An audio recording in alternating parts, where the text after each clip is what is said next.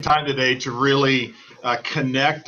This is a format that we'd like to start utilizing to really connect the heart of Mike and ESI International to be able to share what's going on, to be able to a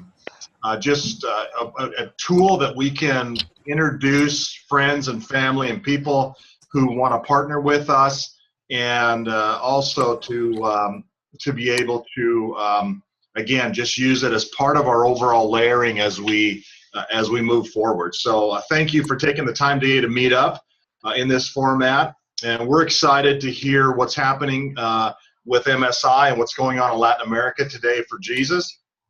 And we just appreciate those who are long-term supporters and maybe those who are joining for the first time. We just want to say welcome. First of all, it's my privilege and honor to introduce Mike Silva.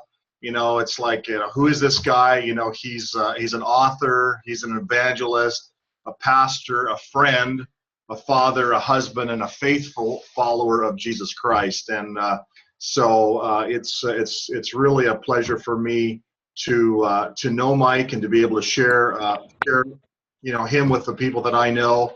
Really, what he does is the evangelist piece, and Mike's heart is driven with a divine passion to bring hope, the hope of Jesus Christ, to those desperate souls in the hidden corners of the world. And he started MSI in 1994, and we haven't looked back from that point now. And really, the purpose of this organization is to unite pastors, churches, believers, and community, to link arms together to reach the people in those forgotten cities. Really, it's the amazing Latin American team that we have on the ground is really laying the groundwork for what's happening right now.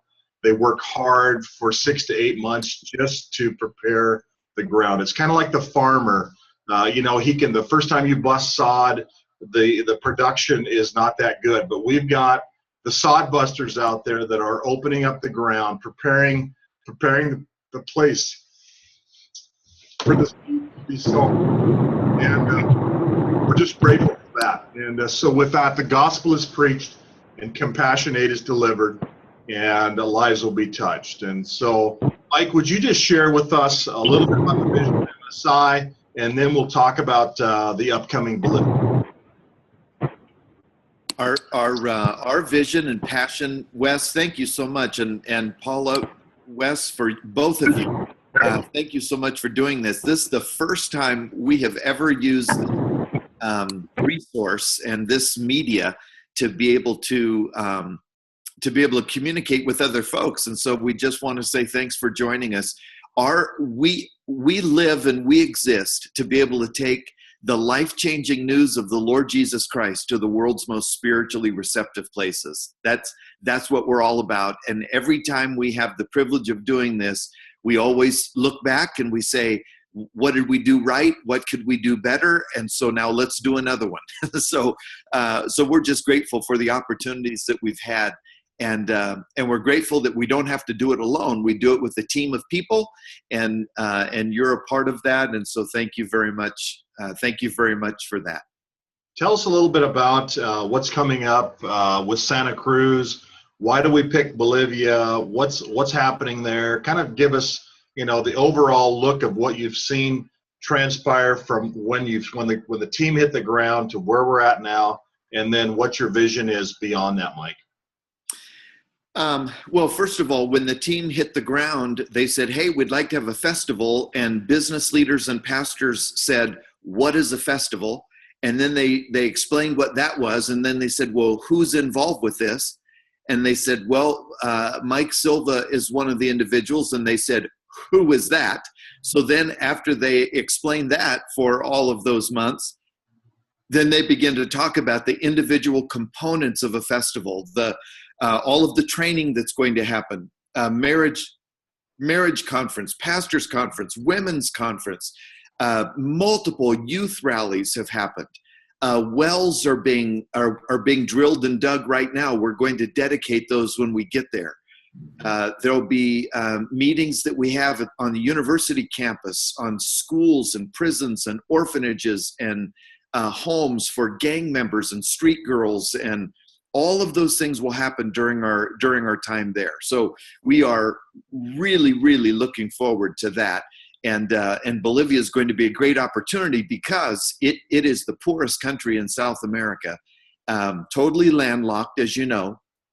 Out of all the South American countries, they lean the most towards communism at this time of any other South American country. That's critical for us. We don't know how much longer the doors will be freely open for us. And so we count it a real privilege to just be able to be there now as the doors are wide open. And tell us a little bit about Santa Cruz. How did you end up picking that city? What are some positive things that are happening, from your reports of your team on the ground? Santa Cruz is a great city, 4.5 million people. It's not the capital city. It's a secondary, third city in the nation, but it's a huge city. And they've never had something exactly like what we're going to do there before. They are ready. They are open. They are excited to be able to have us. The religious, quote unquote, religious community has never seen anything like this happen.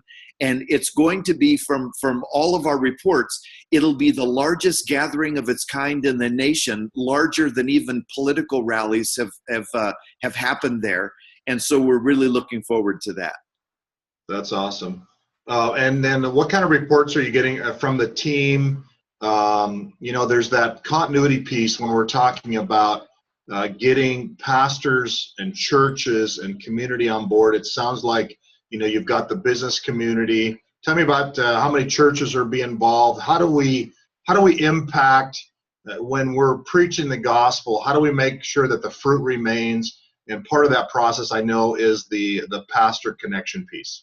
Yes, that's excellent. There are hundreds of churches that are involved with us. I don't have the exact number, but of course our team would, because part of our work is to be able to go to every single evangelical church in the city, asking them to be a part, and then we begin the process of training them, recruiting them, training the people in their church on how to follow up their friends, and we share with them.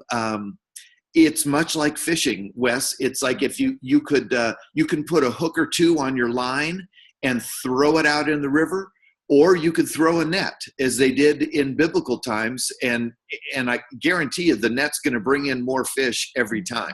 So the important thing is to have enough churches. We actually have now our ministry has an app. It's a mobile app, and when you download the app for free, then individuals in Santa Cruz can see the location by a red balloon on a map of the city.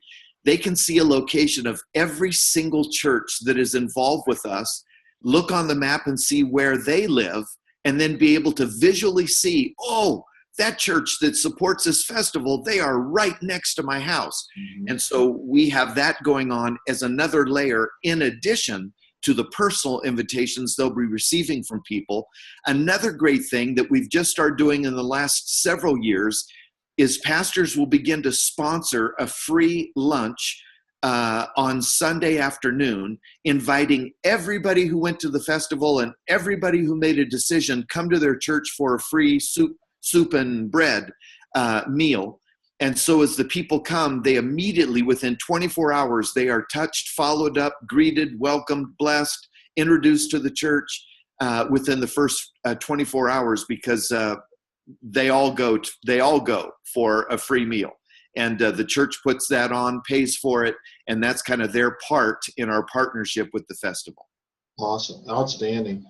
Tell me a little bit about the, I look at sharing the gospel. There's several pieces that are important to making that happen. First of all, of course, it's the team on the ground, number one, creating that sense of community with the church.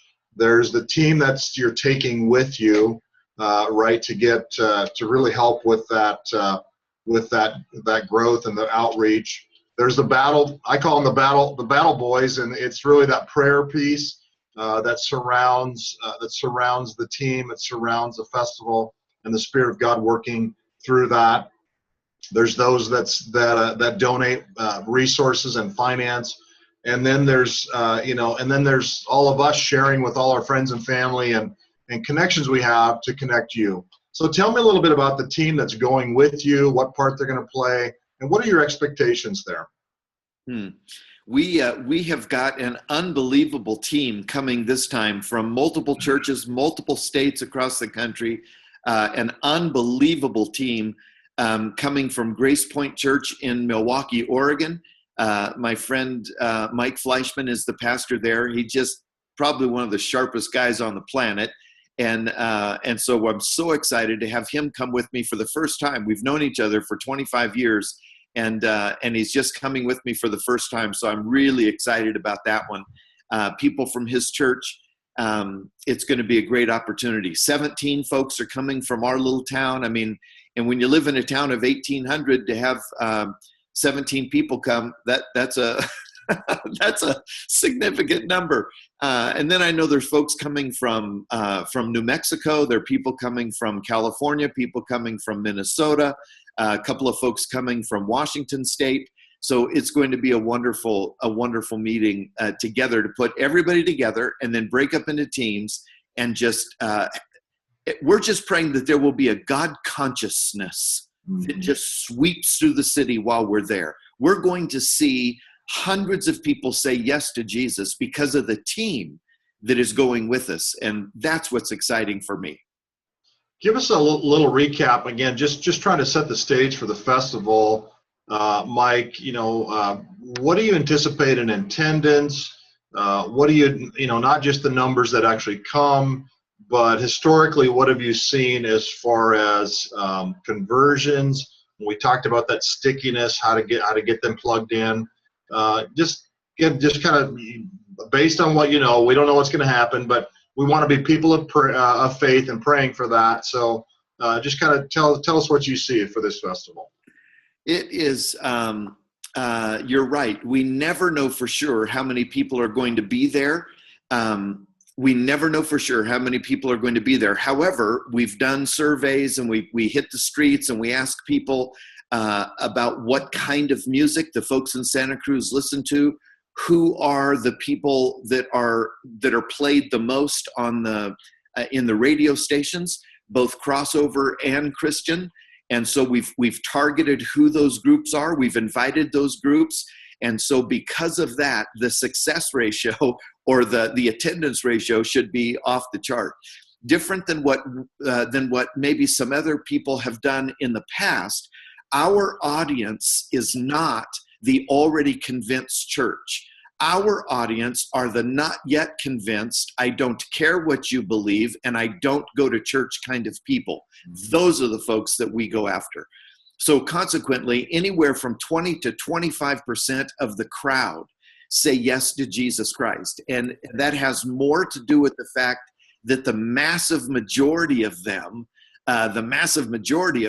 they just don't know Christ. Mm-hmm. And so that's why we get such a high percentage rate. Okay, awesome. Yeah. Again, I think, as far as maybe questions, people may have some questions as far as, what's going on, maybe questions about the festival. How can we get involved, Mike? That would be my question. I think maybe the simplest answer would be, there's the three options that we normally give people that are the first things that come to my mind, but one of them would be too late, and that would be the last one, the go piece. We always ask people, please pray, give, and go. I mean, that's what you can do. You can pray, give, and go. Participate, engage, be a part of one, and that would be our greatest desire. Listen, so I heard Billy Graham personally say before, and it is so true. The longer I live, the older I get, how true it is. The three most important ingredients in evangelism are to pray, pray, pray. Or if you're Billy Graham, he says prayer, prayer, prayer. And that's what it is. So you can pray, and then you can go. It's like the old West. It's like the military supply line. I mean, but any front line, they're fabulous as long as they're equipped, and as long as when they run out of the resource that they need, there is somebody else providing for them and that supply line is active and alive and flowing and working, then that front line can stay there and advance and conquer and take new ground. And that's what we're going to seek to do in the name of Jesus. Okay. That's so cool. And I think it's something that, when we walk away from this meeting, we want to take that to heart. How are we going to apply that to our lives? What is God asking us to do to be part of that forward team on the prayer side? I think it's important that we walk away from this call with that in mind. What does that mean to you? Does it mean that you're playing how many minutes a day, or that you're praying together with your spouse, and we want to make sure that we're impactful, that we're helping lay that groundwork on that prayer side, because it is, we wrestle not against flesh and blood, but we wrestle against principalities and powers and wickedness in high places, and that's where our wrestling match happens. And so not only for those that are on the ground, that are there, but those that are sending and those that are supporting the supply line behind the scenes, we need to do our part. So I want to challenge you to begin thinking about that. What's God asking you to do between now and October 31st to be part of this and to partner alongside of the prayer side? Great. I think maybe open questions. I don't know, Paula, do you have a link to a quick video on that? I didn't really tee you up on that. Could you share that Bolivia video real quick, possibly? Yeah, I can. While I'm looking for that, Mike, would you just kind of share with us how many festivals? Obviously, this isn't your first time to the rodeo. You've been in Central and South America a few times. Mm-hmm. And I know you can't speculate of what the Decisions for Christ will be, but could you just share with us what the previous one was like in Colombia? Because that's kind of an indication, I would suspect, of what's typical. They vary, Paula. They really do. They vary, but it seems like it's anywhere between maybe 14 and 20,000 people. We've had them more, we've had them less, but that seems to be a pretty good ballpark. Is that my daughter Delight's on the call. Delight, do you have any idea what the numbers could be? No, I think you're right. It depends. Every city that we go, some cities are bigger, some are smaller, and but I think our return on investment is usually decent, right, Dad? It's like, even if the crowds tend to be smaller, 20,000 people, then it's like there's still, the Lord always works, and I feel like we still usually have a high number than the percentage-wise that say yes to Jesus, and then we have bigger festivals and again still see a great number. But so we like to not say what we're expecting, because obviously it can be less or more, but I feel like the Lord's blessed us with pretty good ROI on how many are there. So I think the question more, Delight, was just tell us a little bit about the last festival from your perspective. Susan, do you remember what the numbers were, the decisions on our last festival? Oh, still muted. Is 14,000 is the number in my head? Is that correct? Hi, Susan. I think that sounds pretty close. That sounds about right for decisions, yeah. And did we have, was it close to 40,000, or do you remember? I thought it was more than that, but I'm sorry, I don't really know that number. No, that's okay. But 14,000, then probably Decisions for Christ, approximately. Yes. Yeah, and I think the key to remember is this, that we're going to those receptive areas that are ready to receive. The ground is wide open. It's not stony. It's not hard. It's not choked with weeds. It's really fertile, and I think that's the thing that really was attractive to Paula and I about MSI, what they're doing, the impact they're having, and the fact that we can be any part we want. We can be that boots on the ground. We can donate financially, and we can be that prayer support that they need. Paula, would you just share that video for us real quick, and you throw that up on the screen?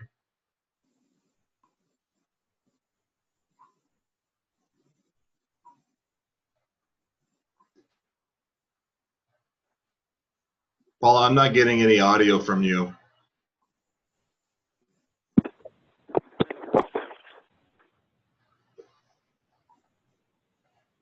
You're on mute, just so you know, Paula. Maybe that's why my audio wasn't working. There you go. Give it a shot now. Try it again. Is that better? I don't see the video. Your screen's not shared. We're a learning curve here. Show me your video. Or, there you go. That's it. Thank you.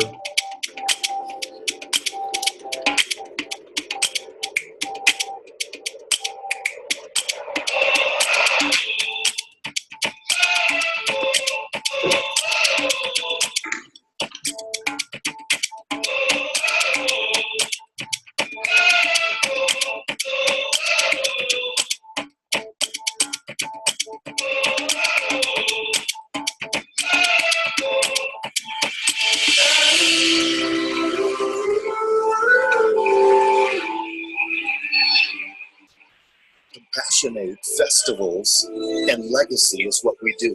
They all work together. We've been able to find and secure wells that have stopped functioning, but they're still sweet water. So we're able to refurbish them for a fraction of the cost that it would take to initially drill them.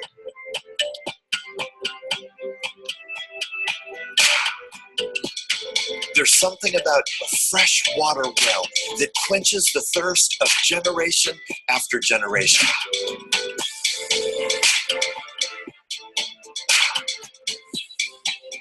When we take care of people like that and invite them to the festival, life changes. Keep in mind, the purpose of our festival is not to reach people in the church. Our heart is that of Almighty God's, to reach those that are outside His church. The festival platform is a platform that God has given us, uses and blesses to be able to reach those not yet convinced with the gospel of Jesus Christ. Most of the time, they walk up and they stay. They're intrigued. They love the music, and they hear the gospel, and their lives are transformed.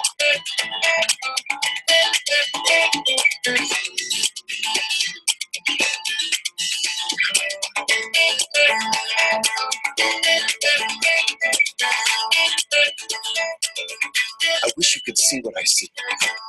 I wish you could be right there on the platform and see it when a heart is opened, broken, receptive, and the seed of the gospel drops and takes first root.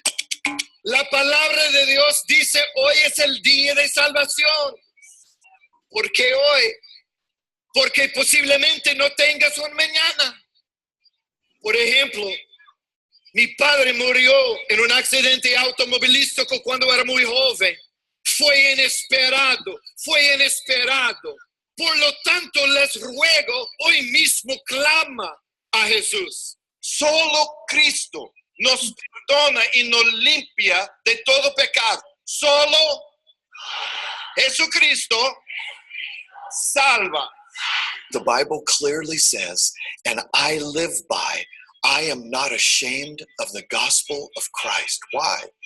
Because it is the power of God to change and transform men and women and young people, grandparents, children to this day.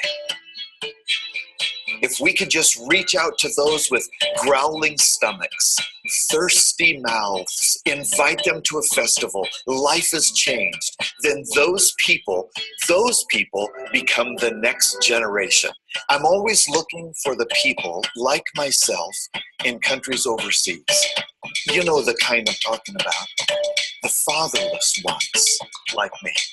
No name, no pedigree, no red carpets, just passion about proclaiming the good news of Jesus Christ. Because when I think about the world that we live in, when I think about our very own country, my heart breaks. And I don't know what else we can do. I don't have the resource, neither do you, to feed the entire world, to inoculate the entire world, to take care of the needs of the entire world, to bring peace to the entire world. So therefore, what can I do? What could I do? Answer,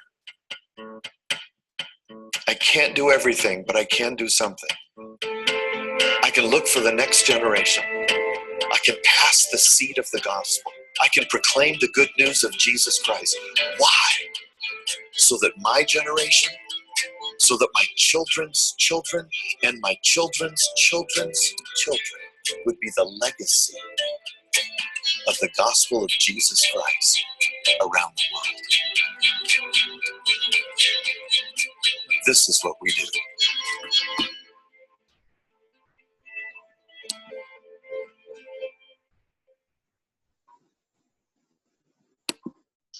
All right, thank you, Paula, for sharing that that video. We just want to keep this down to about 30 minutes. If anybody has any questions, raise your hand or ask Mike. But we just want to say thank you for coming on the call. Thank you for being part of this ministry, and encourage you to pray, encourage you to give, and encourage you to go. So, Mike, I'm going to turn it over to you. Paula, make sure he's off mute, and let you kind of give us maybe a final word and take any questions anybody may have. Yeah, if anybody has any questions, is Doug Wood still there? Doug, did I see you there? Hey, I'm here. Oh yeah, good to see you, bud. You too. I got on here a little bit late, but That's I got okay. the text and wanted to jump on. It's so good to see you. It's so good to see you. This is my wife, Crystal. Hi. So good to see you. Thanks for being on the call. And Melody, if you're still there, or Mel, if you're there, we sure want to welcome you. And if anybody has any questions, anyone have any questions about the trip? Mel, are you packed? Are you ready to go? Is there anything else we can do for you? I'm just super excited to go. I can't wait to meet the people and experience the culture and just lead people to Christ. I mean, this will be my first experience doing that, and I'm just wide open to being a part of it. Well, I got good news and bad news. The good news is I think you're gonna get hooked, and the bad news is you may have to go again. Our next trip, you guys, is next September. It's over Labor Day weekend next September, so it'll be the first part of September next year, 16. There is a trip that we get to do to Cuba, but that'll be doing festivals and things like we do in other places is against the law still in Cuba. But when it opens up, we're building bridges now, meeting pastors, business leaders now, so that when the country does open, our team will be there, we'll know the people, and we'll be able to rock and roll. Our dream is this little no-name team from nowhere can come out of nowhere and be able to do the first open air, huge, massive festival in the nation of Cuba. And we can go down in history and say, we were the first ones to get to do that. So that's why we're making these trips to Cuba ahead of time to be able to start building bridges.